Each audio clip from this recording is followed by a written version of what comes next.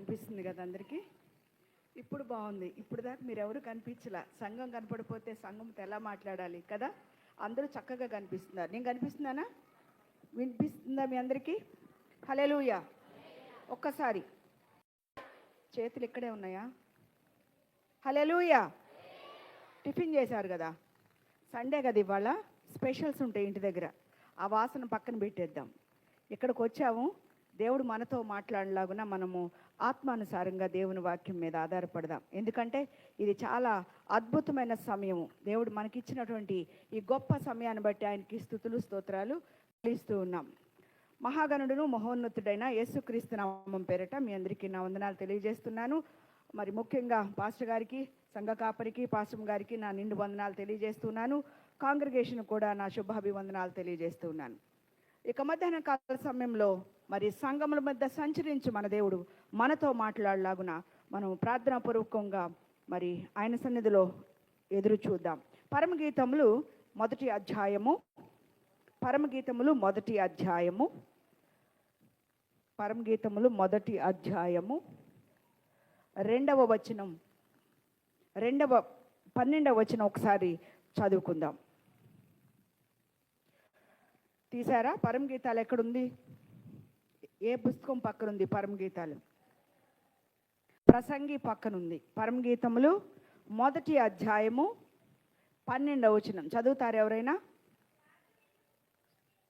రాజు విందుకు కూర్చుని ఉండగా నా పరిమళ తైలపు సువాసన వ్యాపించెను. ప్రార్థన చేసుకుందాం. మహాగణుడును మహోన్నతుడైన నిత్యుడగు తండ్రి, సత్యదేవ, సమాధానకర్త, అధిపతి, బలవంతుడా, శ్రేష్ఠుడా, మీ కొందనాలు. ఇక మధ్యకాల సమయంలో తండ్రి సంఘాల మధ్య సంచరించు మా దేవా, మీరు మాట్లాడితే మాకు శ్రేష్టము. నీ మాటలు మనోహరము, నీ మాటలు ప్రభువా నాయన మాకు ఆశీర్వాదకరము, మధురమైన, మనోఘనమైన, మాధుర్యము కలిగిన, మహిమ కలిగిన, మర్మములు కలిగిన మాటలు మీరు మాతో మాట్లాడండి. మీరు మాట్లాడితే మేము ఆస్వాదించబడతాం కనుక ప్రభువా ఈ మధ్యాహ్న కాల సమయంలో మీరు మాతో మాట్లాడండి, సంఘముతో మాట్లాడండి. ఏ బిడ్డ ఏ బాధతో, ఏ ఇబ్బందితో నీతో మాట్లాడాలని ప్రభువా వచ్చిందో ప్రతి బిడ్డతో, ప్రతి హృదయంతో మీరు మాట్లాడి మహిమ పొందమని మా కొరకు అతి త్వరలో రానయ్యన్న నజరేయుడైన యేసు నామమున పేరట వినయంతో బ్రతిమలాడి వేడుకొనుచున్నాం తండ్రి. ఆమేన్, ఆమేన్. ఇక పరమగీతముల గురించి నేను చెప్తూ ఉన్నాను. పరమగీతములు ఎవరు రాశారండి? మొదటి అధ్యాయం మొదటి వచనం చూద్దాం. ఎవరు రాశారు? సొలొమోను. అక్కడ ఏముందండి? సొలొమోను రచించిన పరమగీతము. పరమగీతము అయితే ఈ మొదటి అధ్యాయం, 2వ అధ్యాయం రాశాను నేను. అలాగే 3, 4 అధ్యాయాలు రాశాను. సంవత్సరానికి ఒక్క అధ్యాయమే రాయగలుగుతాను నేను, ఎందుకంటే టైం సరిపోదు కాబట్టి. ఇదేమో ఇశ్రాయేలు చరిత్ర. ఇశ్రాయేల్ ఎందుకు చరిత్ర అంటే, ఇశ్రాయేల్లో ఏది జరిగితే అది భూ ప్రపంచంలో జరగడానికి రెడీగా ఉంది. దేవుడు ఇశ్రాయేల్ దేశాన్ని ప్రపంచానికి ఒక టైం టేబుల్గా ఇచ్చాడు. మనకి వాచ్ ఉంది, వాచ్ని బట్టి మనము ఫాలో అవుతాం టైం బట్టి.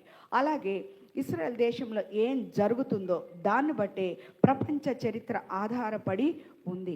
ఈ యొక్క ప్రపంచ చరిత్ర గురించి మనం తెలుసుకోవాలంటే పరమగీతాలు తెలుసుకోవాలి. పరమగీతము అంటే ఆ యొక్క పరలోకములో మాట్లాడే పాటే పాట అనమాట. ఎందుకు అంటే ఈ పరమగీతాలు ఎందుకు ధ్యానం చేయాలి మనము అంటే, దేవుడు మనతో మాట్లాడుతున్నాడు.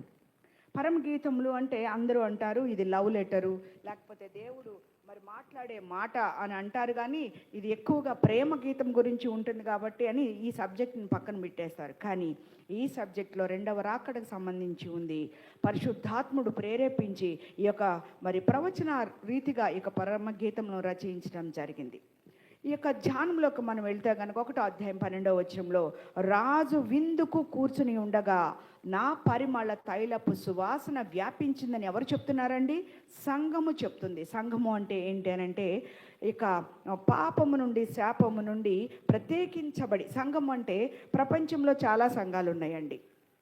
ఈ ప్రపంచంలో సంఘాలు అన్నిటిని కూడా సార్వత్రిక సంఘము అని పిలుస్తారు. మరి డినామినేషన్స్ ఉన్నాయి, 376 డినామినేషన్స్ ఉన్నాయి. ఈ యొక్క డినామినేషన్స్ గురించి మనం ఆలోచిస్తే కనుక ఆ యొక్క సంఘము అంటే చర్చ్ కాదండి. సంఘము అంటే ఈ యొక్క బిల్డింగ్ కాదు. మనం చర్చ్ అంటే ఈ బిల్డింగ్ని చూపిస్తాం, కానీ దేవుని సంఘము అంటే చర్చి కాదు. ఏంటి? సార్వత్రిక సంఘము. ఫర్ ఎగ్జాంపుల్, హైదరాబాద్లో 400 మంది రక్షించబడ్డారు, మీ ఊర్లో 200 మంది రక్షించబడ్డారు, ఈ సంఘంలో ఒక 10 మంది ఉన్నారు అంటే ఆయా సంఘాల్లో ఫిల్టర్ చేయబడిన వాళ్ళను వధువు సంఘము అంటారు, సార్వత్రిక సంఘము అంటారు. ఈ సంఘాన్ని దేవుడు అనేక రీతులుగా ఆస్వాదించడం జరిగింది. పాపము నుండి, శాపము నుండి, అంధకార శక్తుల నుండి, అపవిత్రాత్మ చేతుల నుండి రక్షించబడి ఆయన పరిశుద్ధాత్మతో అలంకరించబడిన సంఘమును వధువు సంఘము అంటారు. 24 క్వాలిఫికేషన్స్ ఉన్నాయి సంఘానికి. ఇంటర్మీడియట్ చదవాలంటే 10th చదవాలి, డిగ్రీ చదవాలంటే ఇంటర్ క్వాలిఫికేషన్స్ కావాలి. అలాగే సంఘానికి 24 క్వాలిఫికేషన్స్ ఉంటేనే దాన్ని సంఘము అంటారు. ఆ సంఘము ఏమంటుంది? రాజు విందుకు కూర్చొని ఉండగా. ఎక్కడ జరుగుతుందంటే ఈ సన్నివేశము పరలోకంలో జరుగుతుంది. మనమందరం కూడా పరలోకానికి ఒక్కసారి మన చూపునట్టు మళ్ళిద్దాం. ఎందుకంటే ఆ పరలోకంలో ఉన్నట్టు ఆ యొక్క సీన్ గురించి ఇక సంఘము చెప్తుంది. ఏమంటుందంటే, రాజు విందుకు కూర్చొని ఉండగా. రాజు ఎవరు? ఆయన ఒక విందు కూర్చున్నాడంట. విందు అంటే ఒక సింహాసనం వేసి ఉంటుంది, ఆ సింహాసనం మీద కూర్చున్నటువంటి ఆయన అంటుంది ఈ యొక్క సంఘము, రాజు విందుకు కూర్చుని ఉన్నాడు, నా పరిమళ తైలపు సువాసన. మన జీవితము, మన సాక్ష్యము, మన బ్రతుకు అంతా కూడా సంఘం చెప్తుంది, నా పరిమళ తైలపు సువాసన వ్యాపిస్తుంది. మనం చేసిన క్రియలు, మనం చేసిన ప్రార్థనలు, మనం చేసినటువంటి విజ్ఞాపనలన్నీ కూడా పరిమళ తైలపు సువాసన వలె ఆయన ముందు వ్యాపిస్తుంది అని సంఘము చెప్తుంది. ప్రియ సంఘమా, మరి మన పరిస్థితి ఏంటి? మనకున్నటువంటి క్వాలిఫికేషన్స్ ఏంటి? ఆ క్వాలిఫికేషన్స్ గురించి, ఆ రాజు గురించి ఈరోజు మనం ధ్యానము చేద్దాం. ఆ సంఘము మాట్లాడుతుంది, మనం కూడా ఆ మాటలు మాట్లాడగలమా? మనకు ఆ పవర్ ఉందా? మన యొక్క పరిమళ తైలపు సువాసన మరి యేసుక్రీస్తు దగ్గర లేకపోతే పరలోకంలో వ్యాపిస్తుందా? రాజు విందుకు కూర్చున్నాడు. ఎక్కడండి? ఆ పరలోకంలో కూర్చున్నాడు. మనం ఎక్కడున్నామండి? భూమండలంలో ఉన్నాం. ఈ భూమండలం నుంచి పరలోకం ఎక్కడుందండి? పరలోకం ఏ పైన? ఈ బిల్డింగ్ పైన. ఎక్కడ? ఆకాశాలు ఎన్ని? 3 ఆకాశాలు. మొదటి ఆకాశము, రెండవ ఆకాశము, మూడవ ఆకాశము. ఏపు గ్రంథములు అంటాడు, నేను సూర్యునికి గుడారము వేశాను అంటాడు. మొదటి ఆకాశము వరకు 500 కిలోమీటర్ల వరకు మొదటి ఆకాశం అంటారంటే భూమండలము, వాయుమండలము, మేఘమండలము, జ్యోతుల మండలము, నరక మండలము, పరదేశి మండలము, పాతాళ మండలము, మహిమ మండలం, నూతన యెరూషలేము. మహిమ మండలం ముందు గాజ సముద్రం. 21 ప్రకటన గ్రంథం 21వ అధ్యాయంలో ఉంది. ఈ గాజ సముద్రం తర్వాత మహిమ మండలం. ఆ మహిమ మండలంలో నూతన యెరూషలేము. ఆ నూతన యెరూషలేములో నూతన అంతఃపురము. ఆ అంతఃపురములో సింహాసనము. ఆ సింహాసనం మీద ఆసీనుడైన ఆ రాజు దగ్గరికి మనం వెళ్ళాలి. హల్లెలూయా. వెళ్ళగలమా? ఒకసారి మీరు అందరు లేచి నిలబడి ఒకసారి ఇట్ట ఎగురుతారా? ఎగిరితే వెళ్తారా? ఎంత పైకి వెళ్తారు? అంతే. వాళ్ళు కూడా ఎంత? మళ్ళీ దబుక్కున ఈ మోకాళ్ళ నొప్పులు ఉన్న వాళ్ళు అసలు లేస్తారా? మరి మనం అక్కడికి వెళ్ళాలంటే 14 మండలాలు దాటుకొని వెళ్ళాలి, 3 ఆకాశాలు దాటుకొని వెళ్ళాలి. మొదటి ఆకాశం అంతా ఇక ప్రధాన దూతలతోటి సాతాను లేయర్స్ అన్నీ ఉన్నాయి అక్కడే. మీరు పోరాడునది శరీరాలతో కాదు కానీ, ఎవరండి? ఎఫెసీ గ్రంథం 6:12 ఉంటుంది. మీరు పోరాడున్నది శరీరాలతో కాదు కానీ ఎవరితో పోరాడుతున్నామో? అంధకార శక్తులతో, దురాత్మ సమూహములతో, లోకనాథులతోటి ఆకాశ మండలం అందున్న. ఎందుకండి ఆకాశ మండలంలో ఈ యొక్క తేజో నక్షత్రము దేవుని సన్నిధిలోంచి త్రోయబడ్డ ఈ సాతాను అనుచరులందరూ కూడా ఈ లేయర్స్ దగ్గర ఉంటారు. అందుకని నీ ప్రార్థన పైకి వెళ్లకుండా అడ్డుబండుగా అక్కడ మరి ఉండడం జరుగుతుంది. రెండవ ఆకాశంలో సూర్యునికి గుడారము, సూర్యుడు, చంద్రుడు, నక్షత్రములు, పాలుపుద్ది ఇవన్నీ కూడా అక్కడ ఉండటం జరిగింది. మన శాటిలైట్స్ అన్నీ కూడా 1st ఫ్లోర్ వరకే ఉంటాయి, 2nd ఫ్లోర్కి ఇంకెళ్ళలేదు ఎవరు కూడా. తర్వాత 3వ ఆకాశము, ఆ 3వ ఆకాశము తర్వాత పరలోకము. అంత దూరము మనము ప్రయాణం చేయాలంటే మనకి క్వాలిఫికేషన్స్ కావాలి. ఏం క్వాలిఫికేషన్స్? పెళ్ళికి వెళ్ళాలంటే ఏం క్వాలిఫికేషన్స్ కావాలండి? చక్కటి బట్టలు, చాలా అందంగా తయారై వెళ్తాం. ఇలా వెళ్తామా? అస్సలు వెళ్ళాం. ఆ పరలోకంలో ఆ పెండ్లి వధువు దగ్గరికి, పెండ్లి కుమారుడి దగ్గరికి వెళ్ళాలంటే మనకి ఎన్ని క్వాలిఫికేషన్స్ కావాలో ఉన్నాయి. ఎక్కడన్నా ఉన్నాయి. పరమగీతాలు 1వ అధ్యాయం 10వ వచనంలో ఉందండి. ఆభరణముల చేత నీ చెక్కిళ్లను, హారము చేత నీ కంఠమును శోభిల్లుచున్నది అని దేవుడు చెప్తున్నాడు. ఆభరణముల చేత నీ చెక్కిళ్లను, ఆభరణాలు ఎన్ని ఉన్నాయి? 24 ఆభరణాలు ఉన్నాయండి.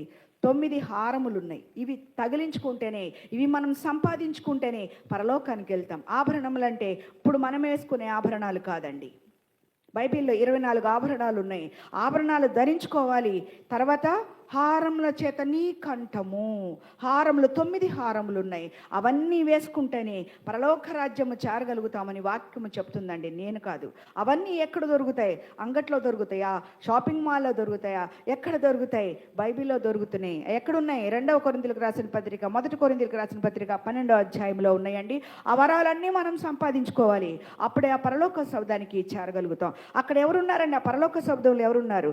రాజు విందుకు కూర్చుని ఉండగా, అక్కడ ఒక మరి ఫంక్షన్ హాల్లా కనిపిస్తుంది. అక్కడ ఒక రాజు కూర్చున్నాడు. అక్కడ విందు జరుగుతుంది. ఆ విందులో మరి నా పరిమళ తైలపు సువాసన వ్యాపిస్తుంది. ఫర్ ఎగ్జాంపుల్, దేవుడు అక్కడ ఉన్నాడు. మనమందరం అక్కడికి వెళ్ళామనుకోండి, అక్కడ దేవుడు మన గురించి చెప్తున్నాడు. ఈ బిడ్డ అనేక కష్టాలు పడింది, బాప్తిసం తీసుకుంది, అనేక శోధనలు వచ్చినాయి, అనేక ఇబ్బందులు కలిగినాయి, అయినా నన్ను వదిలిపెట్టలేదు. నా కొరకు ఆ బిడ్డ ఎన్నో శ్రమలు అనుభవించిందని అప్పుడు నీ గురించి ఆయన అక్కడ మాట్లాడతాడు. అదే పరిమళ తైలపు సువాసన. అలాంటి సువాసన కలిగిన జీవితం జీవిస్తున్నామా మనము? రాజు విందుకు కూర్చొని ఉండగా, ప్రభులో ప్రభు, రాజులకు రాజు అయినటువంటి ఆ దేవాది దేవునికి అనేక బిరుదులు ఉన్నాయి. ఆ బిరుదులో ఒక బిరుదు రాజు. కొలసలకు రాసిన పత్రిక 1వ అధ్యాయము 5వ వచనంలో చెప్తున్నాడు. కొలసలకు రాసిన పత్రిక 1వ అధ్యాయము, కొంచెం పెన్ను పేపర్ ఉంటే రాసేసుకోండి, టైం లేదు మనకి. కొలసలకు రాసిన పత్రిక 1వ అధ్యాయం 5వ వచనంలో, ఆయన అదృశ్య దేవుని స్వరూపము కలవాడు కాబట్టి ఆది సంభూతుడిగా ఉన్నాడు అని చెప్తూ ఉన్నాడు. ఆయన అదృశ్య దేవుడు భూలోకానికి వచ్చాడు కాబట్టి ఆయనకి అనేక బిరుదులు కలుగుతున్నాయి అన్నాడు. మొదటిది రాజు. ఎన్ని బిరుదులు ఉన్నాయో ఒకసారి ధ్యానము చేద్దాం. రాజు అంటే మెస్సయ్య. యోహాను సువార్త 1:41 చూద్దాం. మెస్సయ్య అని పిలుస్తున్నాడు. మేము మెస్సయ్యని కనుగొన్నాము. యోహాను సువార్త 1వ అధ్యాయము 41వ వచనం రాసుకోండి, తర్వాత చదువుదురు కానీ. మేము మెస్సయ్యని కనుగొంటామని అక్కడ చెప్తున్నారు. మెస్సయ్య అంటే పాత నిబంధన కాలంలో ఇశ్రాయేలీయులు ఎదురు చూసిన నామము మెస్సయ్య అనగా అభిషక్తుడు. రాజుకి ఎన్ని బిరుదులు ఉన్నాయో చూడండి. అభిషక్తుడు, మెస్సయ్య అనే నామం ఉంది. రెండవది మనుష్య కుమారుడు. యోహాను సువార్త 5:27 మనుష్య కుమారుడు. ఆయన మనుష్య కుమారుడుగా తీర్పు తీర్చడానికి అధికారంగా ఉన్నాడు కాబట్టి ఈ లోకానికి వచ్చాడు. తన ప్రాణాన్ని తన త్యాగం చేశాడు, మరణించాడు, తిరిగి లేచాడు. అందుకనే ఆయన సింహాసనం మీద అధిష్టానంలో ఉన్నాడు, అధిష్టానంలో కూర్చున్నాడు. అందుకని పరమగీతాలు 8వ అధ్యాయం 20వ వచనంలో చెప్తుంది, సొలొమోను 1000 రూపాయలు నీకే చెల్లును. అంటే ఏంటంటే, ఈ పరలోకం నుంచి ఆయన భూమి మీదకి వచ్చినప్పుడు 1000 ఏండ్ల పరిపాలిస్తాడు కాబట్టి ఆయన రాజుగా చెప్తూ ఉన్నాడు. ఆయన మనిషి కుమారుడికి లోకానికి వచ్చాడు కాబట్టి ఆయన మనిషి కుమారుడు అని పిలుస్తూ ఉన్నారు. ప్రభువు శిలువ మరణం పొందుటకు శరీరధారిగా ఈ లోకానికి వచ్చాడు కాబట్టి ఆయన మనిషి కుమారుడు. మూడవది దేవుని కుమారుడు. మత్తయి సువార్త 14వ అధ్యాయము 33వ వచనం. మత్తయి సువార్త 14వ అధ్యాయం 33వ వచనము. నీవు నిజముగా దేవుని కుమారుడివే అని చెప్పి ఆయనకు మొక్కారు. అక్కడ ఉన్న సారాంశము చాలా అద్భుతమైన ఘట్టము. నువ్వు నిజముగా దేవుని కుమారుడివే అని. ఆయన సర్వ దోషములు, సర్వ మానవుల దోషం ఆయన మీద వేసుకుని చనిపోయాడు, తిరిగి లేచాడు కాబట్టి ఆయన నిజంగా దేవుని కుమారుడే. ఈ లోకములో అనేక మంది, మరి ఎంతోమంది శ్రేష్టమైన వారు ఉన్నారు, ఎంతోమంది అద్భుతమైన వారు ఉన్నారు, మహామహులు ఉన్నారు, మహానుభావులు ఉన్నారు. భూమి పుట్టిన నుంచి ఇప్పుడు వరకు ఎంతోమంది వచ్చారు, కాలం చేశారు. కానీ ఈ దేవుడు సజీవుడిగా ఉన్నాడు. భూలోకంలో ఎన్నో సమాధులు ఉన్నాయండి. భూలోకంలో ఎంతోమంది మరణించారు, తిరిగి లేవలేదు. కానీ ఈయన మాత్రం సజీవంగా లేచాడు కాబట్టి ఈయన దేవుని కుమారుడుగా కనిపిస్తూ ఉన్నాడు. ప్రియ సంగమా, ఈయన దేవుని కుమారుడుగా ఉన్నాడంటే అర్థం ఏంటి అనంటే, ఆయన సజీవుడిగా ఉన్నాడు. నిన్న నేడు ఏకరీతిగా ఉన్న దేవుడు కాబట్టి ఆయన సజీవంగా దేవుని కుమారుడుగా కనిపిస్తూ ఉన్నాడు మనకి. ఆ దేవుని కుమారుని మనం ఆరాధన చేసేవాళ్ళం. మనం కూడా సజీవంగా ఉండాలి, నిర్జీవంగా బ్రతుకుతూ ఉంటాం. మనం దేవుని కుమారుణ్ణి ధ్యానం చేసేవారిగా మనము ఉండాలి అని చెప్తున్నాడు. ఈ యొక్క మరి 3వ అంశము దేవుని కుమారుడు. 4వ అంశము పెండ్లి కుమారుడు. ఆయన పెండ్లి కుమారుడుగా కనపడుతున్నాడు. మత్తయి సువార్త 9వ అధ్యాయము 15వ వచనం.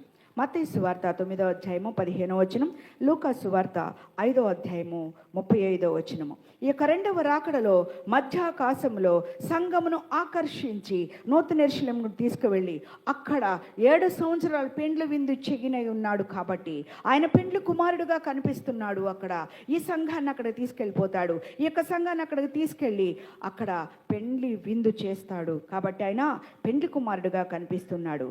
5వ అంశము రాజకుమారుడు. 1వ తిమోతికి రాసిన పత్రిక 6వ అధ్యాయము 15వ వచనం. అలాగే ప్రకటన గ్రంథము 19వ అధ్యాయము 16వ వచనం.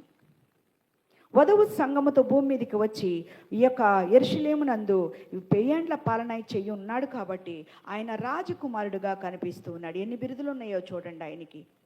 ఆయన రాజకుమారుడుగా కనిపిస్తూ ఉన్నాడు. తర్వాత 6వ అంశము మహిమ కుమారుడు. కీర్తన 104వ అధ్యాయము 1వ వచనము. ఈ మహిమ కుమారుడికి అనేక బిరుదులు ఉన్నాయి, అనేక పావన లక్షణాలు ఉన్నాయి ఆయనకి. అందుకని ఆయన మహిమ కుమారుడుగా కనిపిస్తున్నాడు. అందుకని రాజు విందుకు కూర్చుని ఉండగా, రాజుకి ఇన్ని బిరుదులు ఉన్నాయి. మరి 6 అంశాలు మనం రాజు గురించి మాట్లాడుకున్నాం. ఆ తర్వాత విందు. రాజు విందుకు కూర్చుని ఉండగా, విందు గురించి మనం మాట్లాడుకుందాం. విందు అంటే అనేక మందిని ఆహ్వానిస్తాం. విందు అంటే సపరేట్గా ఉంటుంది. విందు అంటే ఇతరులకు చేయబడుతుంది. ఆహ్వానించారు, గుమ్మ ముందు నిలబడి వెల్కమ్ చెప్తూ ఉంటారు. అనేక మంది లోపలికి వస్తూ ఉంటారు. వాళ్ళు మంచి ఆహార పదార్థాలు తీసుకుని ఉంటారు. ప్రత్యేక దినంగా ఉంటుంది. విందు భోజన పదార్థాలు చాలా ఎక్కువగా ఏర్పాటు చేస్తారు. మరి ఏర్పాట్లన్నీ అద్భుతంగా ఉంటాయి. మంచి మంచి లైట్స్ పెడతారు. తర్వాత ఎక్కువ ఆహార పదార్థాలు ఉంటాయి. ఎప్పుడు మనం తినని ఆహార పదార్థాలు ఉంటాయి. రోజు అయితే ఏం తింటాం మనం? వంకాయ, బెండకాయ, బీరకాయ. ఫంక్షన్ అనుకోండి, ఏం తింటాం? అన్ని స్పెషల్సే ఉంటాయి. ఆ స్పెషల్స్ ఉన్నాయి. కొత్త ఆహార పదార్థాలు, చల్లటి పానీయాలు. అందరూ విందుకు పిలువబడిన వాళ్ళందరూ వస్తూ ఉంటారు. విందుకు ఎవరైతే పిలిచారో వాళ్ళందరూ మరి అక్కడ నిలబడి వెల్కమ్ చెప్తూ లోపలికి రండి, ప్లీజ్ వెల్కమ్ అని చెప్తారు. ఇది విందు పద్ధతి. ఈ విందు పద్ధతి పరలోకములో ఉందండి. అక్కడ ఎవరున్నారు? సుందరుడైన క్రీస్తు ప్రభువారు ఆ సింహాసనం మీద కూర్చుని ఉన్నాడు. సౌందర్యంగా ఉన్నటువంటి ఈ సంఘము, అద్భుతమైన ఈ సంఘము, శ్రమల్లో నిలబడిన ఈ సంఘము ఆయన అక్కడ నిలబడి ఉంది. అన్ని కాలాల్లో, అన్ని సమయములలో, అన్ని లోకములకు ఈ యొక్క ఆత్మీయ విందులు ఉన్నాయండి. ఈ విందులో మరి సొలొమోను మహాజ్ఞాన్ని మనం చూస్తే గనక ఆయన అన్నీ చూస్తాడు. ఆ దేవాలయం ముందు కూర్చొని 3 పుస్తకాలు రాస్తాడు. ఏంటి అండి? పరమగీతము, ప్రసంగి, సామెతలు. ఈ వరుసన ఈ 3 ఏంటంటే దేవాలయంలో 3 భాగాలు ఉంటాయి. యెరూషలేము దేవాలయంలో 3 భాగాలు ఉంటాయి. పరిశుద్ధ స్థలము, ఆవరణము, పరిశుద్ధ స్థలము, అతి పరిశుద్ధ స్థలము. ఆవరణలో కొంతమంది కూర్చుంటారు. పరిశుద్ధ స్థలంలో మరి కొంతమంది ఈ యొక్క గుంపులు కూర్చుంటారు. 3వది లేవీలు కూర్చుంటారు. తర్వాత ప్రధాన అర్చకుడు, ప్రధాన యాజకుడు ఈ యొక్క అతి పరిశుద్ధ స్థలంలో దేవుణ్ణి ఆరాధన చేయడానికి తెర కనపడుతుంది. ఈ యొక్క దేవాలయాన్ని పురస్కరించుకొని ఈ యొక్క సొలొమోను మహాజ్ఞాని ఆవరణాన్ని సామెతతో పోల్చి రాస్తాడు. అతి పరిశుద్ధ స్థలమును ఈ యొక్క పరిశుద్ధ స్థలమును ప్రసంగితో పోల్చి రాస్తాడు. అతి పరిశుద్ధ స్థలాన్ని పరమగీతములతో పోల్చి రాయడం జరిగింది. అందుకని ఆ యొక్క యెరూషలేములో ఉన్నటువంటి ప్రతి అంశాన్ని రాయడం జరిగింది. సొలొమోను మహాజ్ఞాని ఆ విందు గురించి ఎలా రాస్తాడు అంటే, సొలొమోను మహాజ్ఞాని డైనింగ్ టేబుల్ మీద రోజుకి 1200 మంది భోజనం చేసేవాళ్ళు. ఎంతమంది? మన ఇంట్లో ఎంతమంది? 4, 5 మహా అయితే. పొద్దున అన్నం వండాలంటే బాధ, సాయంత్రం అన్నం వండాలంటే బాధ. వెళ్ళి ఏదో ఒకటి, నేను అన్నం వండుతాను, ఏదో ఒకటి కూర తెచ్చేసుకోండి, సాంబార్ తెచ్చుకోండి, టిఫిన్ తెచ్చుకోండి. ఒక్కళ్ళకి 4గురికి పెట్టడానికి మనం ఎంతో ఇబ్బంది పడుతూ ఉంటాం. తర్వాత అందులో ఇంకా స్పెషల్స్ మనం ఆడవాళ్ళం. ఏంటండి? మనం పుట్టింటోళ్ళు వస్తే ఏం చేస్తాం? ఏమండి, వెళ్ళి మా అమ్మ వాళ్ళు వచ్చారు, ఏం తేవాలి? మటన్ తీసిరండి. అదే వాళ్ళమ్మోళ్ళు వస్తారనుకోండి, ఏమండి మీ అమ్మ వచ్చింది, నాకు నడువు నొప్పుకుంది, కొంచెం మీ అమ్మని అండవని పెట్టండి అంటామా? అనమా? మీరైతే అందరు మంచోళ్ళు అనమాట, ఈ ఊరోళ్ళు. అంటారని రియల్ని అడుగుదాం. అంటారండి? అదిగో ఆయన తలకాయ ఊపుతున్నాడు. ఉంటారు, కరెక్టే ఉంటారు. సరే, ఇది నేను చాప్టర్లోకి వెళ్ళకుండా మాట్లాడితే చాలా ఎక్కువ టైం అవుద్దని నేను ఆలోచిస్తున్నాను. సరేనండి, ఇంట్లో పెళ్లి చూపులు వస్తాయి అనుకోండి. మీ ఇంట్లో అత్త వాళ్ళు ఎంతమంది ఉన్నారు? చేతులు పైకెత్తారు. అత్తగారులు. ఈ చర్చలో అత్తగారులు ఎవరున్నారు? ఎవరు లేరా? ఏం అనుమానంగా ఆలోచిస్తున్నావు? మీ కోడలు ఉంది ఇప్పుడు, నువ్వే అత్తవా? కోడళ్ళు ఉన్నారు మీ పక్కన ఇప్పుడు, చాలా డేంజర్ అయితే. ఉన్నారా? సరేనండి, ఇంట్లో పెళ్లి చూపులు, మీ అబ్బాయికి పెళ్లి చూపులు జరుగుతాయి. అత్తగారు కట్నం అడుగుద్దా, మామగారు కట్నం అడుగుతాడా? నిజాలు మాట్లాడాలి. ఎవరు అడుగుతారు? అమ్మాయికి ఏం పెడతారు? అమ్మాయి చదువుకుందా? ఆ అమ్మాయి ఏం చేస్తుంది? వంట వచ్చా? ఈ అమ్మాయి బాగానే మాట్లాడద్దా? ఇవన్నీ ఎవరు అడుగుతారు? మామగారు అడుగుతారు, అత్త అడుగుతారు. కోడళ్ళకి మామగారు అంటేనే అందుకని ఇష్టం. ఆయన ఏమి అడగడు. ఎవరినన్నా కోడలను టచ్ చేయండి, మా అత్తగారు అయితే మహా గయ్యాళి. మరి మీ మామగారు? ఆయన మంచోడే. ఎందుకంటే ఆయన ఏం అడగడు. కట్నాలు నేను కోర్టు కేసులు చేస్తున్నాను కదా, నా దగ్గర 127 కేసులు, డైవర్స్ కేసులు ఉన్నాయి. ఎవరు వాళ్ళు వచ్చినాయి అంటే క్రైస్తవులు. ఎంత శోచనీయమో. ఎందుకు అంటే అత్తగారు కొత్త కొండ పగలు కొడితే కోడలు ఓటుకొండ పగలు కొట్టిందంట, నేను పగల కొట్టొద్దా అని. అలాంటి గొడవలు వచ్చి ఎవరి వల్ల వస్తున్నాయి? నిజం చెప్పండి, మన వల్లే వస్తున్నాయి. అందుకని ఆడవాళ్ళను జ్యోతుల్లాగా పోలుస్తారు. ఆడవాళ్ళకి విచక్షణ జ్ఞానం ఉంటుంది కానీ కొన్నిసార్లు ఉపయోగించరు. అందుకని ఆడవాళ్ళని ఏమంటారు? నేను చెప్పను, మీరే చెప్పండి. ఆడవాళ్ళని ఏమంటారు? అబల, లేకపోతే బలహీనురాలు అంటారు కదా. అసలు వాళ్ళకి తెలియదు. ఆడవాళ్ళు ఏం చేస్తారు? మంట పెట్టగలరు, మండించగలరు, వెలిగించగలరు, ఆర్పివేయగలరు. హల్లెలూయా. ఇంట్లో గొడవ పెట్టగలరు, చెప్పండి, మంట మండించగలరు. అంతా మన చేతిలోనుంది. ఒక సామెత ఉంది, దేవుడు అన్ని చోట్ల ఉండలేక అమ్మను సృష్టించాడు అని అంటారు. ఆడవాళ్ళగా మనం ఏం చేస్తున్నాం? తల్లిగా ఒకలాగుంటాం, అత్తగారిలాగా ఇంకోలాగుంటాం, కోడలుగా ఇంకోలాగుంటాం, అన్ని వేషాలు వేస్తాం. కూతురులాగా ఒకలాగుంటాం, చెల్లిలాగా ఇంకోలాగుంటాం, కోడల్లాగా ఇంకోలాగుంటాం, కూతురులాగా ఒకలాగుంటాం, తల్లిలాగా ఒకలాగుంటాం, అత్తగారిలాగా ఒకలాగుంటాం. ఇన్ని మరి అద్భుత లక్షణాలు మనలో ఉన్నాయి. మనం ఎలా ఉన్నామో మనం చెక్ చేసుకోవాలి. మళ్ళీ ఈ యొక్క వాక్య భాగంలోకి వచ్చేద్దాం. సొలొమోను మహాజ్ఞాని యొక్క మరి డైనింగ్ టేబుల్ మీద రోజుకి ఒక పూటికి 1200 మంది తింటారంటే ఎంతమంది వండాలో చెప్పండి. మీరు నలుగురు వండడానికే మనకు 2 hours పడుతుందా? పొద్దున్నే అన్నం కూరలు వండటానికి ఎంత టైం పడుతుందమ్మా? అన్నం కూరలు వండాలంటే ఎంత టైం పట్టుద్దమ్మా? ఓ అత్తగారు నువ్వే, అన్నం కూరలు వండడానికి ఎంత టైం పట్టుద్ది? గంట. మరి ఎంతమంది మీ ఇంట్లో? నలుగురా? మరి 1200 మందికి వండాలంటే ఎంత టైం, ఎంత పట్టుద్ది? ఎన్ని ఎడ్లు, ఎన్ని గొర్రెలు, ఎన్ని మేకలు కావాలో ఆలోచించండి. అవన్నీ కూడా చూసి ఆయన ఇవన్నీ వ్యర్థము అని ప్రసంగిలో రాస్తాడు, సామెతలో రాస్తాడు, జ్ఞానం గురించి ప్రసంగిలో రాస్తాడు. ఇదంతా వ్యర్థం వ్యర్థం. 700 మంది మరి భార్యలు, 300 మంది ఉపపత్నులు, 1000 మంది భార్యలు ఉన్నటువంటి ఈ యొక్క రాజు వ్యర్థము వ్యర్థము అని రాయడం జరిగింది. ఆయన అంటున్నాడు, మరి ఆయన ఈ యొక్క విందు గురించి రాస్తూ ఉన్నాడు. రోమాపత్రిక 14వ అధ్యాయము 17వ వచనంలో ఆయన అంటూ ఉన్నాడు, దేవుని రాజ్యము భోజనమును పానమును కాదు కానీ ప్రీతియు సమాధానము పరిశుద్ధాత్మ ఆనందము అని చెప్తున్నాడు. ఈ యొక్క విందు భాగంలో చూస్తుంటే కనుక అక్కడ ఉన్నది దేవతలు, దేవదూతలు, ఆ పరలోకము, భూలోకము, పాతాళలోకము రూపములను, గతించిన కాలము, రాబోయే కాలం, అన్ని కాలములకు సర్వలోకము అక్కడ ఉంటుంది. అదే విందు అని చెప్తున్నాడు. ఈ విందుకి మరి ఎన్ని విందులు ఉన్నాయో మనం చూద్దాం. ఎవరెవరికి చేస్తాడు ఆ విందు అంటే పరలోకపు విందు. ఒకటి పరలోకపు విందు.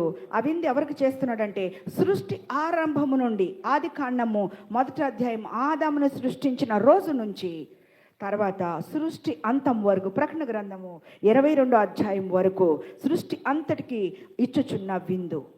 భూలోకపు విందు. ఆయన భూలోకానికి వచ్చినప్పుడు ఎన్నో విందులు చేశాడండి. ఏం విందులు చేశాడు? ఇశ్రాయేలీయులకి 40 సంవత్సరాలు మరి అడవి ప్రాంతంలో ప్రయాణం చేస్తున్నప్పుడు 30 లక్షల మందికి వాటర్ ఇచ్చాడు, బండ నుండి నీళ్లు ఇచ్చాడు, భోజనం ఇచ్చాడు. అది భూలోకపు విందు. నరరూపిగా ఈ లోకానికి ఆయన వచ్చినప్పుడు ఆయన 5,000 మందికి ఆహారం అరణ్యంలో ఇచ్చాడు. తర్వాత మనకి వాక్యం అనే విందు ఇస్తున్నాడు. ఈ వాక్యం అనే విందు పాపములను క్షమించి మనల్ని రక్షించి పరలోకానికి తీసుకెళ్ళాలి. ఆయన స్వరూప్యంలో ఉన్న మనలను తిరిగి అరణ్యంలో నుంచి తిరిగి మళ్ళీ ఆయనలాగా సమరూపము దాల్చడానికి ఆయన ఈ లోకానికి వచ్చాడు. సత్య సువార్త అందిస్తున్నాడు. ఈ యొక్క సత్య సువార్త అందించడానికి గల కారణం ఏంటంటే రూపాంతరము చెందడానికి వాక్యం అనే విందు మనకి ఇవ్వడానికి ఆయన రెడీగా ఉన్నాడు. ఇది వాక్యం అనే విందు. తర్వాత ఆరాధన అనే విందు. ప్రతి ఆదివారము ఆలయంలో జరుగుతున్న ఆరాధన విందు. తర్వాత ప్రభువు బల్ల. ఇవన్నీ కూడా ఆయన మనకి ఇచ్చినటువంటి విందులు. తర్వాత సన్నిధి విందు. ఎన్ని విందులు చెప్పానండి నేను ఇప్పుడు? పరలోకపు విందు, భూలోకపు విందు, వాక్యం అనే విందు, ఆరాధన అనే విందు, ప్రభు బల్ల అనే విందు, సన్నిధి విందు.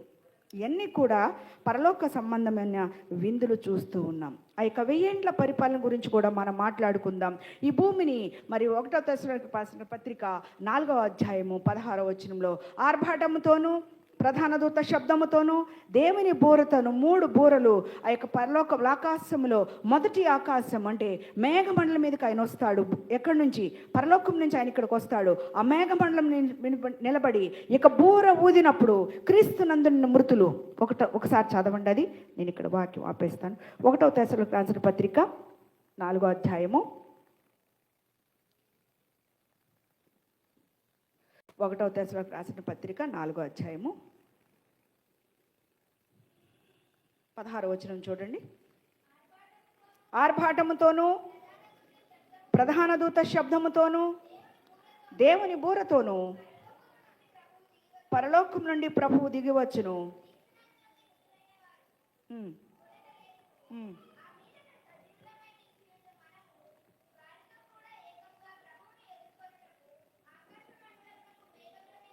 చాలమ్మా. ఇక్కడ క్రీస్తునందుండి మృతులైన మృతులు 3 బ్యాచ్లు అని చెప్పాను కదా. ఈ 3 బ్యాచ్లకి 3 బూరలు ఉంటాయి. ముందు ఎవరు లేస్తారండి? ఎవరండి వాళ్ళు? క్రీస్తునందు ఉన్నవారంటే ఎవరు? నేను ఒకళ్ళ గురించి చెప్తాను. మీ ఊరిలో చాలామంది ఉంటారు. పుట్టినప్పుడు ఆ పిల్లోడిని తీసుకొస్తారు, పాస్టర్ గారు మీ దగ్గరికి తీసుకొస్తారు కదా, ప్రార్థన చేయమని పేరు పెట్టమని తెస్తారు కదా. ముందు తల్లిదండ్రులు మోసుకొస్తారు వాడిని. మోసుకొచ్చి పాస్టర్ గారు మాకు అబ్బాయి పుట్టాడండి ప్రార్థన చేయమంటారు. పాస్టర్ గారు ప్రార్థన చేస్తాడు. 1వసారి వచ్చాడు. 2వసారి ఎప్పుడు వస్తాడు? మళ్ళీ ఎప్పుడు వస్తాడు? 2వసారి ఎప్పుడండి? పెళ్ళికి వస్తాడండి. పెళ్లి చేసుకోవాలి కదా. పాస్టర్ గారి దగ్గరికి వస్తే పాస్టర్ గారు అంటారు, అయ్యా నువ్వు బాప్తిసం తీసుకోలేదు, బాప్తిసం తీసుకుంటే నేను పెళ్లి చేస్తానంటాడు. సరే కానీ అని ఆయన బాప్తిసం తీసుకుంటాడు, పెళ్లి చేసుకుంటాడు. తర్వాత 3వసారి ఎప్పుడు? చచ్చిపోయినప్పుడు. ఈ మొత్తం టైం అంతా దేవుని సంఘానికి రాడు. 3 సార్లే వస్తాడు. ఫస్ట్ సారి మోసుకొచ్చారు, 2వసారి ఒక్కడే వచ్చాడు, 3వసారి మళ్ళీ మోసుకొచ్చారు. తాగి చచ్చిపోయాడు. ఈయన తీసుకెళ్ళి పాస్టర్ గారు సమాధి చేస్తాడు. పాస్టర్ గారు ఆ సమాధి మీద ఏం రాస్తారండి? మీరు చెప్తారు చూడండి. ప్రభునందు మృతులైన వారు ధన్యులు కదండి. ఈయన ప్రభునందు మృతులయ్యాడా? నిజం చెప్పండి. తాగి చనిపోయాడు. ఇప్పుడు ఏం రాయాలి? క్రీస్తునందుండి మృతులైన మృతులు వీళ్ళండి. ఈ బ్యాచా? ఎవరు మరి? పేరేంటి? క్రైస్తవులు. ఎంత అవమానకరమో, ఎంత సిగ్గుచేటో. క్రీస్తునందుండిన మృతులు మొదట లేస్తారు. ఎవరండి వాళ్ళు? ఎక్కడుంటారు వాళ్ళు? మృతులు లేస్తారంటే ఎక్కడుంటాయి? సమాధులు. Very good. సమాధి అంటే అర్థం ఏంటి? సమాధి అంటే అర్థం ఏంటండి? చెప్పండి తొందరగా. సమాధి అంటే ఏముంటుంది? డెడ్ బాడీని పెడతారు, అంతే కదా. ఎందుకు సమాధి చేస్తాం మనం ఇప్పుడు? అందుకనే గవర్నమెంట్ వాళ్ళు క్రైస్తవులకి సమాధి తోటలు ఇవ్వట్లా. ఎందుకంటే క్రైస్తవులకి సమాధి తోట అంటే ఆ డెడ్ బాడీలను పెడతారు, చాలా ప్లేస్ కావాలి. అదే హిందువులకైతే కాల్ చేస్తారు కాబట్టి ఎక్కువ అక్కర్లా వాళ్ళకి. అందుకని సమాధుల తోట చాలా ఇబ్బందులు వస్తున్నాయి. ఈ యొక్క సమాధి దేనికి గుర్తు? నిరీక్షణ లేని ఇతరుల వలె మనం ఉండకుండా నిమిత్తము, ఆ యొక్క దేవుని సన్నిధికి చేరతామనే నిమిత్తము ఆ సింబల్గా మనం సమాధిని ఏర్పాటు చేయడం జరిగింది. అంతేగాని ఒకడు ఉంటాడు, తల్లి బ్రతుకున్నప్పుడు అన్నం పెట్టడు, ఆ చెట్టు కింద మంచం వేసి తిను అంటాడు, ఏ గంజో పోస్తాడు. ఇప్పుడు మా అమ్మ చచ్చిపోద్ది, తీసుకెళ్ళి ఎక్కడ పెడతాడు? పాస్టర్ గారు మా అమ్మ చచ్చిపోయిందండి, ఇక్కడ వద్దుగానే అది అక్కడ చెట్టు ఉందండి, ఆ చెట్టు కింద అయింది మా అమ్మకి సమాధి, చల్లగా ఉంటుంది. బతుకున్నప్పుడు ఏం చేశాడు? అన్నం పెట్టాడా? పెట్టలా. ఇప్పుడు ఎక్కడ పడుకోబెట్టాడు? చెట్టు కింద. ఎప్పుడు వేస్తాడు మళ్ళీ? ఈ పాస్టర్ గారు ఎప్పుడు వెళ్తాడు? ఎప్పుడు పాస్టర్ గారు కాదు, ఆయన ఎప్పుడు వెళ్తాడు మళ్ళీ? నవంబరు సోల్స్ డే అండి, ఆల్ సోల్స్ డే. మీకు తెలీదా? మీకు తెలీదు. మాకు సిటీలో అయితే ఆల్ సోల్స్ డే ఉంటుంది. 2వ తారీఖున సమాధుల దగ్గరికి వెళ్తారు. సమాధిని శుభ్రం కడుగుతారు, పువ్వులు వేస్తారు. అమ్మ ఇదిగో నీకు చాక్లెట్, అమ్మ ఇదిగో నీకు బిస్కెట్, మా అమ్మకి ఇది ఇష్టం, మా అమ్మకి అది ఇష్టం అని పెడతారు. సమాధులు దానికి కాదండి గుర్తు. క్రీస్తు నందుండన మృతులు మొదట లేస్తారు అంటే మరి దెయ్యాలు ఉన్నాయా లేవా? చెప్పాలి మీరు. దెయ్యాలు ఉన్నాయా లేవా? లేవా? ఉన్నాయండి. Very good. మీరు చూసారా మీరు దెయ్యాలని? విన్నారా? చూసారా? విన్నారు, చూడలా. విన్నామంటే బాధ లేదు, చూసామంటే బాధ. ఎట్లా ఉందని అడుగుతామని. సరే, ఒక ఆయనకి దెయ్యం పట్టింది, ఒక అమ్మాయికి దెయ్యం పట్టింది. ఇందులో ఇంకొకటి చెప్తాను. దెయ్యాలు ఆడవాళ్ళ మగవాళ్ళ?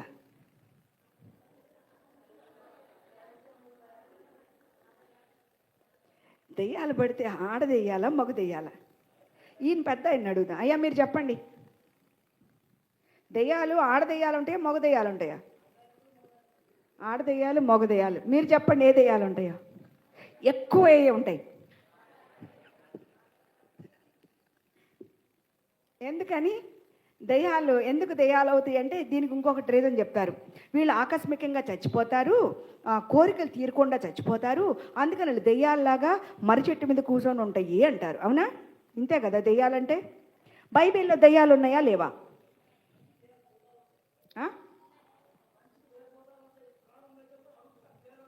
ఆహా, ఓకే, వెరీ గుడ్. ఆయన బాగా స్టడీ చేసినట్టున్నాడు. సరే, బైబిల్లో దెయ్యాలు ఉన్నాయా లేవా? ఉన్నాయి. చనిపోయిన వాళ్ళు దెయ్యాలు అవుతారా అవరా? సరే, మన ఇద్దరం తర్వాత మాట్లాడుకుందాం. ఓకే. దెయ్యాలు ఉన్నాయి. చచ్చిపోయిన వాళ్ళు దెయ్యాలు అవుతారా అవరా? పెద్ద సబ్జెక్ట్ ఇది, దీని మీద చాలా రీసెర్చ్ చేశారు. చచ్చిపోయిన వాళ్ళు దెయ్యాలు అవుతారా? బైబిల్లో దెయ్యాలు ఉన్నాయి అంటున్నారు. మన ఇంటికి ఒక దెయ్యం ఉంటుంది, ఊరికి ఒక దెయ్యం ఉంటుంది, చెట్టుకు ఒక దెయ్యం ఉంటుంది కదా. వాళ్ళకి దెయ్యం పట్టింది, వీళ్ళకి దెయ్యం పట్టింది అంటారు. ఆ దెయ్యాలు పడితే నీళ్ళల్లో పడిపోతారు, మంటల్లో పడిపోతారు, ఫిట్స్ లాగా వచ్చేస్తాయి. ఇవన్నీ దెయ్యాలే. కానీ ఈ దెయ్యాలు క్రీస్తు నందుండి మృతులైన మృతులు దెయ్యాలా కాదా? కాదు. దెయ్యాలు ఎక్కడి నుంచి వచ్చినాయి? వాయుమండలం మీద ఉన్న దెయ్యాలు. Very good. తర్వాత చచ్చిపోయిన వాళ్ళ గురించి మన సబ్జెక్టు. సరే, ఈసారి సబ్జెక్ట్ దాని గురించి మాట్లాడదాం. చచ్చిపోయిన వాళ్ళు దెయ్యాలు అవుతారా అవరా? అవ్వకపోతే ఈ దెయ్యాలు ఎక్కడి నుంచి వచ్చినాయి? అయితే ఈ దెయ్యాలన్నీ ఎక్కడ కూర్చుంటాయి? అది మన సబ్జెక్టు కాదు కాబట్టి నేను చెప్పట్లేదు. తర్వాత మాట్లాడదాం దీని గురించి. కొన్ని 1000 ఏండ్ల పరిపాలనలో కొన్ని విందులు ఉన్నాయండి. యేసు ప్రభు వారు పాత నిబంధన కాలంలో విందులు చేశారు, అలాగే కొత్త నిబంధనలో కొన్ని విందులు చేశారు. అవి చెప్పి నేను ముగించేస్తాను. నెంబర్ 1 రాసుకోండి. విందులు పాత నిబంధనలో 6 విందులు ఉన్నాయి, అవే కొత్త నిబంధనలో కూడా 6 విందులు చేశాడు ఆయన. నెంబర్ 1 పస్కా విందు. దానికి రిఫరెన్స్లు కూడా చెప్తాను, రాసుకుని ఇంటికి వెళ్ళినాక దాని గురించి చదువుకుందరు. కానీ పస్కా విందు ఇశ్రాయేలుకి చేశాడు. లేవీకాండము 23వ అధ్యాయం 4వ వచనంలో ఉందండి పస్కా విందు ఎందుకు చెయ్యాలి అనేది. అదే పస్కా విందు కొత్త నిబంధనలో మన కోసం చేశాడు ఆయన. అదేంటది? 1 కొరింథీయులకు రాసిన పత్రిక 5:7లో క్రీస్తు కలువరి క్రియ ఆ యొక్క కలువరి మీద యాగము చేశాడు పస్కా విందులాగా. నెంబర్ 2 తొలి పంట విందు. లేవీకాండము 23:9వ వచనంలో తొలి పంట విందు చేశాడు ఆయన. ఎవరికి? ఇశ్రాయేలీయులకి. మరి మనకేం చేశాడు క్రొత్త నిబంధనలో అంటే 1 కొరింథీయులకు రాసిన పత్రిక 8వ అధ్యాయము 23వ వచనము. ఇది క్రీస్తు పునరుద్ధానం గురించి వ్రాయబడిన విందు. మూడవది పెంతెకొస్తు పండగ విందు. పెంతెకొస్తు అంటే అపొస్తలుల కార్యాల్లో ఆత్మాభిషేకం జరిగిన విందు. పెంటెకొస్తు అంటే 40 దినములు అనే అర్థము. ఈ యొక్క పెంతెకొస్తు పండుగ లేవీకాండము 23వ అధ్యాయం 15వ వచనంలో వ్రాయబడి ఉంది. అదే మరి మనకి అపొస్తలుల కార్యాలు 2వ అధ్యాయంలో వ్రాయబడి ఉంది. అంటే పరిశుద్ధాత్మ దిగి వచ్చుట. 4వ విందు జ్ఞాపకార్థ శృంగ ధ్వని విందు. జ్ఞాపకార్థ శృంగ ధ్వని విందు లేవీకాండము 23వ అధ్యాయంలో. అంటే ఆ యొక్క రాకడ గురించి మాట్లాడుతున్నాడు. క్రొత్త నిబంధనలో 1వ తెస్సలోనికీయులకు రాసిన పత్రిక 4వ అధ్యాయము 13వ వచనంలో మాట్లాడుతుంది. ఈ యొక్క మరి జ్ఞాపకార్థ శృంగ ధ్వని విందు అంటే 2వ రాకడ విందు. 5వది ప్రాయచిత్తార్థపు దినపు విందు. ప్రాయచిత్తార్థపు దినపు విందు లేవీకాండము 23వ అధ్యాయము 26వ వచనంలో ఉంది. మనకి ప్రకటన గ్రంథము 6వ అధ్యాయం నుంచి 19వ అధ్యాయం వరకు ఉన్నాయి. ఇవన్నీ కూడా రాకడ సమయంలో ప్రపంచానికి కలగబో శ్రమల గురించి, లేకపోతే పరిశుద్ధాత్మ సంఘాన్ని పైకి తీసుకెళ్ళాక సంఘానికి జరుగుతున్న విందు గురించి వ్రాయబడి ఉంది. 6వది పర్ణశాల పండుగ విందు. లేవీకాండం 23వ వచనంలో పర్ణశాల పండుగ జరుగుతుంది. మనకి ప్రకటన గ్రంథము 21వ వచనంలో ఉంటుంది. అదే 1000 ఏండ్ల విందు. అందుకని ఆ విందుశాలకు మనల్ని నడిపిస్తున్నాడు. ఆయన కూర్చుని ఉండగా నా పరిమళ తైలపు సువాసన వ్యాపించిందని సంఘము చెప్తూ ఉంది. ఆ పర్ణశాల పండుగలకి లేకపోతే ఆ విందుశాలకు మనం వెళ్ళాలంటే మనం ఏమై ఉండాలి? మనం సువాసన భరితమైన జీవితాలు జీవించాలి. సువాసన జీవితంలో ఎలా ఉన్నాయి? 6 అంశాలు ఉన్నాయి. అవి రాసి నేను క్లోజ్ చేస్తాను, అవి చెప్పి నేను క్లోజ్ చేస్తాను. ఆయన విందుశాలకి వెళ్ళాలంటే మనం ఎలా ఉండాలో మాట్లాడుకుందాం. నీ విందుశాలకు నడిపించి రాజులు యాజకులతో చేర్చితివి. నీ విందుశాలకు నడిపించి రాజులు యాజకులతో నేర్పితివి. జీవాహారము నాగా నుంచి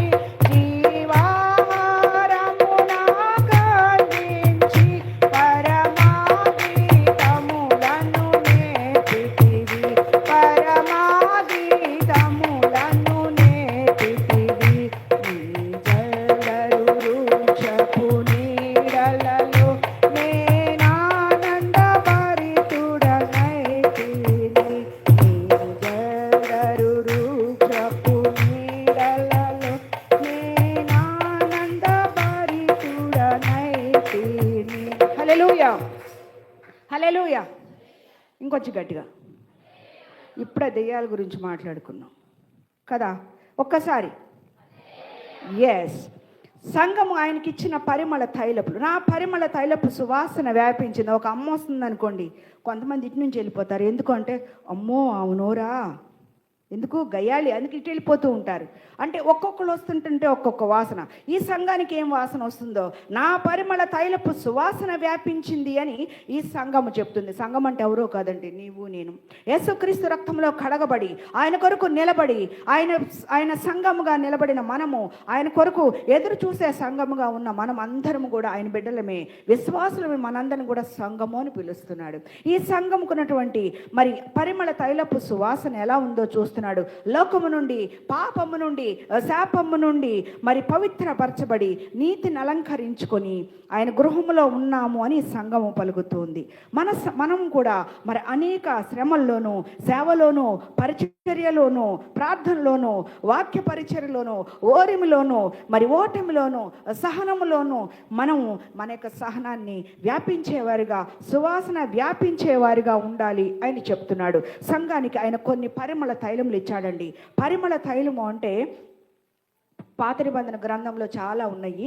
సుగంధ ద్రవ్యములు, పరిమళ తైలములు అంటే జటామాంసి, అచ్చ జటామాంసి అంటారు, గోపరస తైలము అంటారు, సుగంధ వృక్షములు, అత్తరు, పరిమళ సంభారము, తైలము, కర్పూర వృక్షము, కుంకుమ పువ్వు, నిమ్మగడ్డి, లవంగ పట్ట, సాంబ్రాణి, మరి గుగ్గిలము, గోపరసము, బోళము, అగరు, కలబంద, ఇవన్నీ కూడా శ్రేష్టమైన పరిమళ ద్రవ్యములు పాత నిబంధన గ్రంథంలో వాడేవాళ్ళు. పెళ్ళిళ్ళకి వాడేవాళ్ళు, తర్వాత అభిషేకానికి వాడేవాళ్ళు, అన్నీ కూడా చాలా అద్భుతమైన సువాసన. అవన్నీ కూడా మనము స్ప్రేస్ రూపంలో మనం వాడుతూ ఉన్నాం.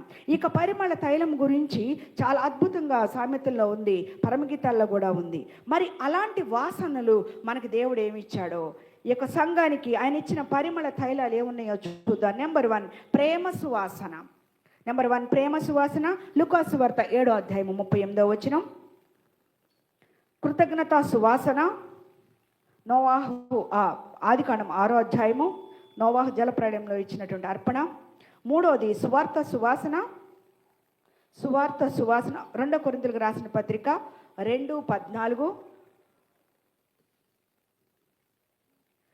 4వది సజీవ యాగంగా ఉండే సువాసన. రోమా పత్రిక 12:1. మన ఇష్టాన్ని చంపుకొని ఆయన కొరకు బలి చేసుకొని ఆయనకి ఇష్టానుగా బ్రతకటమే పరిమళ సువాసన. నెంబర్ 5 స్తుతి యాగము చేసే సువాసన. హెబ్రీ 13:15. స్తుతి యాగ సువాసన అంటే మనం అర్పించే, ఇందాక మీరు ప్రార్థన చేశారు చూసారా చర్చిలో, మరి ఆ సువాసన అంటే స్తుతించే సువాసన. నెంబర్ 6 విశ్వాస యాగ సువాసన. ఫిలిప్పీ 2:17. ఫిలిప్పీ 2:17. విశ్వాస అగ్నిగుండంలో షడ్రక్ మెషక్ అబేద్నెగోలు మరి ఉన్నప్పుడు మా దేవుడు మమ్మల్ని తప్పించడానికి సమర్థుడు అన్నటువంటి ఆ విశ్వాసపు సువాసన ఆయనకి దేవునికి సువాసనగా వినిపిస్తుంది, వ్యాపిస్తుంది. నెంబర్ 7 పరిశుద్ధతయే సువాసన. విశ్వాస అంతరంగము పరిశుద్ధితో నిండి ఉండాలి. అది గొప్ప పరిమళం ఆయనకి. 1 పేతురుకు రాసిన పత్రిక 2:5. 8వది మనోహర సువాసన. ఫిలిప్పీ 4:18. మనమిచ్చే కానుకలు, మనమిచ్చే ప్రీతికరమైనటువంటి యాగము ఆయనకి ఇష్టమైన సువాసన. 1 ప్రేమ సువాసన,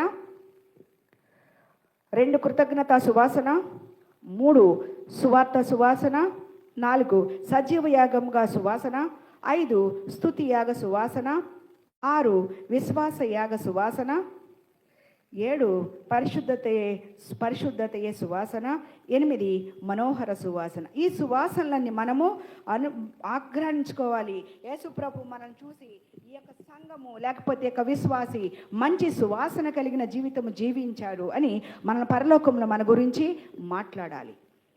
అలాంటి సువాసన కలిగిన జీవితాలు మనం జీవించాలి. ఈ యొక్క సంఘము మాట్లాడుతుంది, రాజు విందుకు కూర్చుని ఉండగా నా పరిమళ తైలపు సువాసన వ్యాపించింది అని మాట్లాడుతుంది. మరి మన సువాసన కలిగి జీవిస్తున్నామా?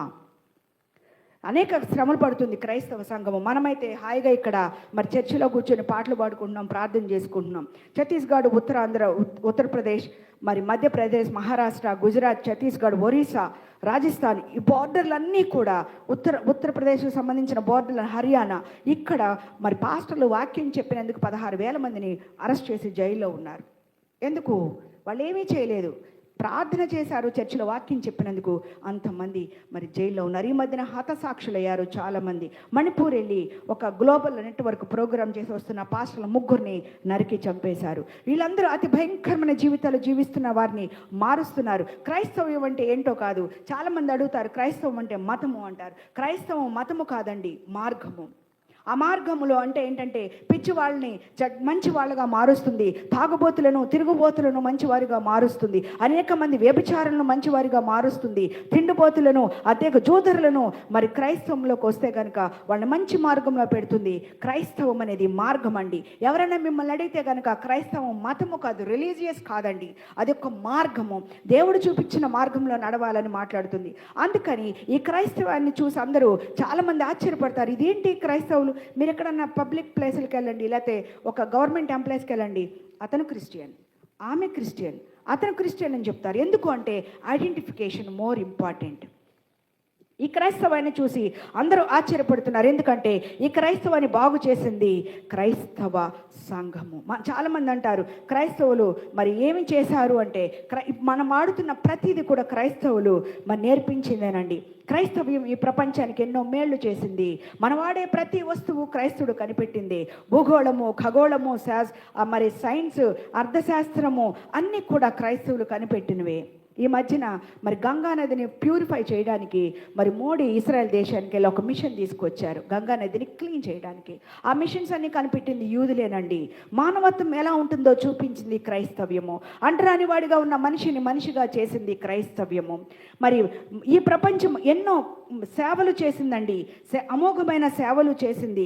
ఆ యొక్క క్రైస్తవం చేసిన సేవ అమోఘము, అనర్వచనీయము, అద్భుతము. క్రైస్తవం అనేది మార్గము కాదండి. మరి మిషనరీలు పెట్టారు, ఎంతో అద్భుతమైన సేవ చేశారు, దేవుని ప్రేమను పంచారు. ఈ యొక్క యేసు ప్రభు మరి శిష్యుడు తోమా భారతదేశానికి వచ్చాడు. అక్కడి నుంచి ఈ యొక్క మరి క్రైస్తవ్యము మొదలైంది.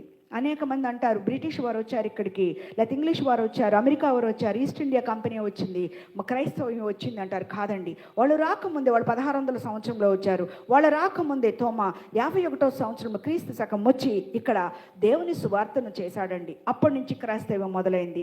ఈ క్రైస్తవులు ప్రపంచానికి చేశారండి. ఎన్నో కష్టాలు పడుతున్నారు, ఎంతో చంపబడుతున్నారు, అద్దెలకు ఇల్లు ఇవ్వరు, అన్ని సంఘాలు కష్టపడుతున్నప్పటికి కూడా ఈ క్రైస్తవ్యము విద్యనిచ్చిందండి, వైద్యనిచ్చింది. భారతీయులకు అనేక విద్యా సంస్థలు మరి వైద్య నిర్మాణం చేసింది, విద్యను అభ్యసింపచేసింది, ఏ ఖర్చు లేకుండా విద్యా సంస్థలను ప్రవేశపెట్టింది, అనేక సంస్కరణలు ఇచ్చింది, చదువు లేని వారికి చదువు చెప్పింది, సమాజంలో రుగ్మతలను తీసివేసింది, సతీ సహగమనము, బాల వివాహాలను రద్దు చేసింది ఈ క్రైస్తవ్యమే. ఆడవాళ్ళు పుట్టారంటే మరి గంగా నదిలో పారవేసేవాళ్ళు. ఆడపిల్లల జీవితాలను అంధకారంలో నుండి పునరుద్ధరింప చేసింది ఈ క్రైస్తవ్యమే. స్త్రీకి స్వాతంత్రము లేదు, వంటింట్లోనే ఉండాలని స్త్రీలను నిర్దేశించింది. మరి అలాంటి వాళ్ళకి చదువు చెప్పింది ఈ క్రైస్తవ్యమే. మూఢనమ్మకాల ద్వారా బలి చేసేది, ఆడపిల్లను గంగా నదిలో పారవేసింది, అనేక మందిని మూఢనమ్మకాల నుంచి మరి అరిష్టాల నుంచి నెలకొల్పింది ఈ క్రైస్తవ్యమే. అనేక రుగ్మతల నుండి, దీర్ఘకాలిక రోగాల నుండి, మరి అంటు రోగాల నుండి, ఫ్లూ నుంచి, టీబీల నుంచి రక్షింపచేసింది ఈ యొక్క క్రైస్తవ్యమే. అంటరానితనం భారతదేశంలో నుంచి నిర్మూలన చేసింది కూడా, జ్ఞానవంతులు చేసింది ఈ క్రైస్తవ్యమే. ప్రకృతి వైపరీత్యాలు, తుఫాన్లు, భూకంపాలు వచ్చినప్పుడు, కలరా మసూచి వచ్చినప్పుడు, మరి అతివృష్టి అనావృష్టి వచ్చినప్పుడు మనందరినీ కాపాడింది కూడా ఈ క్రైస్తవ్యమే. బందుపోటు వాళ్లను, దొంగలను, నరహంతకులను, వ్యభిచారులను, తాగుబోతులను, ఆత్మహత్య చేసుకుంటున్న వారిని, అనాథలను, తల్లిదండ్రులు లేని వారిని, బిడ్డలు లేని వారిని ప్రోత్సహించి వృత్తులు ఇచ్చి వాళ్ళకి జైలు నుంచి వచ్చిన వాళ్ళను, పిక్ పాకెటర్స్ని, ఇట్లా అనేక సేవలు చేసింది ఈ క్రైస్తవ్యమే. కానీ క్రైస్తవ్యం నిలబడటానికి చోటు లేదు, క్రైస్తవం ఉండడానికి ఇక్కడ ప్లేసే లేదు. క్రైస్తవులు అంటే తక్కువ స్వభావము, క్రైస్తవులు అంటే చిన్న చూపు. ఇలాంటి క్రైస్తవులను దేవుడేమంటున్నాడో తెలుసా? నా కుమార్తెలారా, నా ప్రియ సంగమా, రాజు విందుకు కూర్చుని ఉండగా నా పరిమళ తైలపు సువాసన వ్యాపించింది. హల్లెలూయా, హల్లెలూయా. ఈ క్రైస్తవము చేసిన మేళ్ళు అంతా ఇంత కాదండి. అందుకనే దేవుడు మనల్ని అత్యధికంగా ఆస్వాదించి ఆ యొక్క విందు భోజనంలోకి నిన్ను నన్ను పిలవడానికి ఆహ్వానిస్తున్నాడు. కాబట్టి ప్రియ సంఘమా, ఆ విందులో మనమందరం ఎదుర్కోవాలంటే ఈ లక్షణాలన్నీ కలిగి ఉండాలి. దేవుడి యొక్క వాక్యాన్ని మన వినికిడిలో దీవించి ఆస్వాదించును గాక. చిన్న ప్రార్థన చేసుకుందాం. మహాగణుడ, మహోన్నతుడ, నిత్యుడగు తండ్రి, సత్యదేవ, సమాధానకర్త, అధిపతి, బలవంతుడ, మీకు వందనాలు నాయనా. మేము ప్రభువా నాయన నీ బిడ్డలుగా నిలబెట్టినందుకు మీకు వందనాలు. రాజు విందుకు కూర్చుని ఉండగా నా పరిమళ తైలపు సువాసన వ్యాపించిందని మాట్లాడుతున్న ఈ సంఘాన్ని బట్టి మీకు వందనాలు ఆయన. ఈ సంఘంలో ప్రతి బిడ్డను బట్టి మీకు వందనాలు, యవనస్తులను బట్టి మీకు వందనాలు, వృద్ధులను బట్టి మీకు వందనాలు, చదువుతున్న బిడ్డలను బట్టి మీకు వందనాలు, అనారోగ్యంతో బాధపడుతున్న వారిని బట్టి మీకు వందనాలు నాయన, ఆర్థిక ఇబ్బందుల్లో ఉన్న వారిని బట్టి మీకు వందనాలు, ఉద్యోగం కోసం ఎదురు చూస్తున్న వారిని బట్టి మీకు వందనాలు నాయన, పెళ్లిళ్ళ కోసం ఎదురు చూస్తున్న వారిని బట్టి మీకు వందనాలు, సంఘ కాపాన్ని సంఘస్థులను కాపాడుతున్న విధానాన్ని బట్టి మీకు వందనాలు నాయన. మేమందరము నీ మధ్య ఆకాశంలో ప్రభ రెండవ రాకడలో ఎత్తబడే సంఘముగా, పెండ్లి వధువు సంఘముగా ఉండి ప్రభ ఆ విందు భోజనంలో ఉండడానికి సహాయము దయచేసి మహిమ పొందమని, నీ బిడ్డల వలె జీవింపచేసి ప్రభ నిన్ను ఎదుర్కొనే సంఘముగా ఉండడానికి సహాయము దయచేసి మహిమ పొందమని, నీ రాకడ ఆలస్యమైతే మరలా మేమందరము కలుసుకొని నివసించే భాగ్యం మాకు దయచేసి మహిమ పొందమని, మా కొరకు అతి త్వరలో రానయ్యున్న నజరేయుని యేసు నామమున పేరట వినయంతో బ్రతిమలాడి వేడుకొనుచున్నాం తండ్రి. ఆమేన్.